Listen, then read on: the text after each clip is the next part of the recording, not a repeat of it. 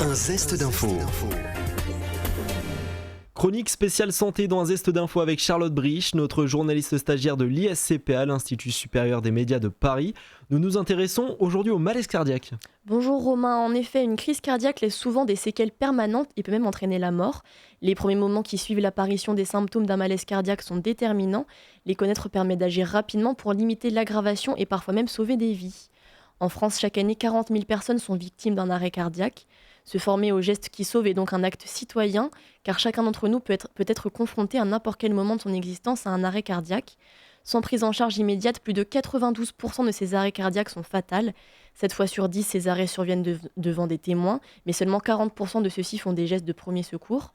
Le taux de survie à un arrêt cardiaque en France est au maximum de 8%.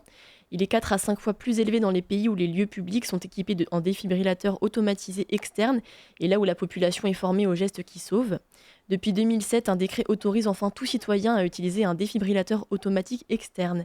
Mais alors, quels sont les symptômes d'un malaise cardiaque ? C'est la question que nous avons posée au docteur Frédéric Urbain, médecin généraliste. Généralement, un malaise cardiaque, ça va se manifester par une douleur dans la poitrine qui va le plus souvent survenir à l'effort, mais qui peut survenir au repos, et puis par un essoufflement qui n'est pas en rapport avec les efforts physiques fournis.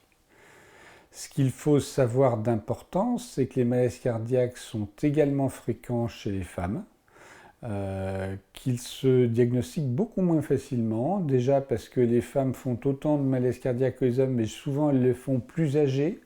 Donc du fait de l'âge, les manifestations vont être moins nettes, mais la mortalité reste la même. Donc il est très important chez les femmes, en cas de gêne thoracique ou de gêne à l'effort, de consulter rapidement le médecin.